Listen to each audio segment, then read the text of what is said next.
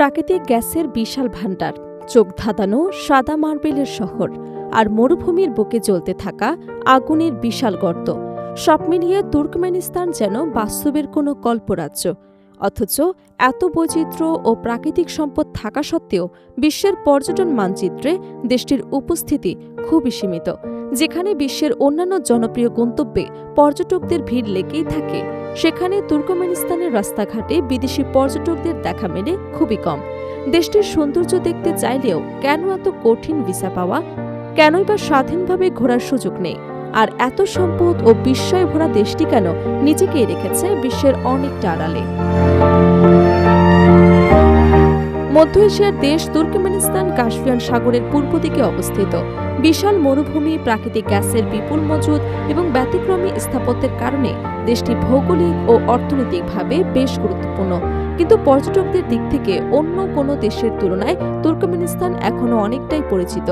এর পেছনে রয়েছে দেশটির কঠোর ভ্রমণনীতি, সীমিত পর্যটন অবকাঠামো এবং বিদেশিদের চলাচলের ওপর বিভিন্ন ধরনের বিধিনিষেধ। দেশটির রাজধানী আশগাবাদকে বলা হয় সাদা মার্বেলের শহর। শহরের বিস্তীর্ণ এলাকায় চোখে পড়ে সাদা মার্বেলে নির্মিত বিশাল সরকারি ভবন, স্মৃতিসৌধ, আবাসিক স্থাপনা ও অন্যান্য স্থাপত্য। শহরের পরিকল্পিত রাস্তা, পরিচ্ছন্ন পরিবেশ এবং একসঙ্গে নির্মিত অসংখ্য সাদা ভবন আশগাবাদকে দিয়েছে এক ভিন্ন রূপ। শহরটির স্থাপত্য এতটাই ব্যতিক্রমী যে এটি আন্তর্জাতিকভাবেও আলোচিত। তুর্কমেনিস্তানের আরেকটি আলোচিত পর্যটন আকর্ষণ হল দারওয়াজা গ্যাস ক্রেটার, যা নরকের দরজা নামেও পরিচিত। কারাকুম মরুভূমির বুকে অবস্থিত এই বিশাল গর্তে দীর্ঘদিন ধরে আগুন জ্বলতে থাকা দেখা গেছে। 1971 সালে গ্যাস অনুসন্ধানের সময় ভূমিধসে এই গর্ত তৈরি হয় বলে প্রচলিত রয়েছে। পরে গ্যাস ছড়িয়ে পড়া ঠেকাতে আগুন জ্বালানো হয়। সেই আগুন দীর্ঘ সময় ধরে জ্বলতে থাকায় জায়গাটি পরিণত হয়েছে তুর্কমেনিস্তানের সবচেয়ে আলোচিত দর্শনার্থীদের স্থান। তবে এই বিস্ময়কর স্থানগুলো দেখার আগ্রহ থাকলেও দেশটিতে ভ্রমণ করা খুব সহজ নয়।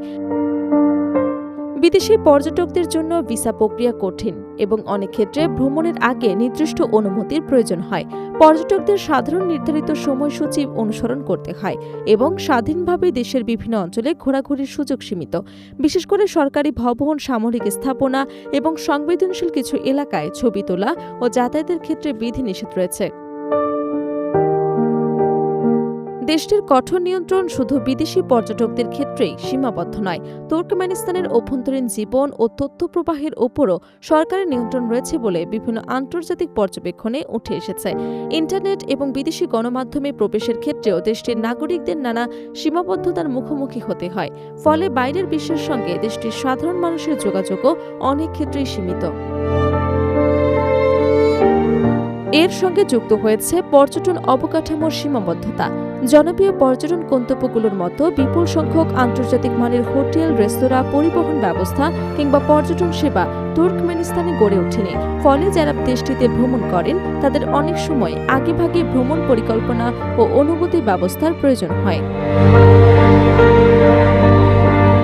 অর্থনৈতিকভাবে তুর্কমেনিস্তান প্রাকৃতিক গ্যাসের উপর ব্যাপকভাবে নির্ভরশীল। বিপুল গ্যাস সম্পদ দেশটির অন্যতম প্রধান আয়ের উৎস।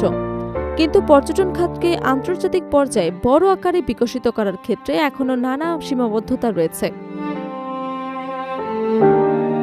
তবু তুর্কমেনিস্তানের রহস্যময় আকর্ষণ কমেনি। সাদা মার্বেলের আশগাবাদ, বিস্তীর্ণ কারাকুম মরুভূমি কিংবা জ্বলন্ত দারওয়াজা গ্যাস ক্রেটার, সবকিছু মিলিয়ে দেশটির ভ্রমণপ্রেমীদের কাছে এক অদ্ভুত কৌতূহলের নাম।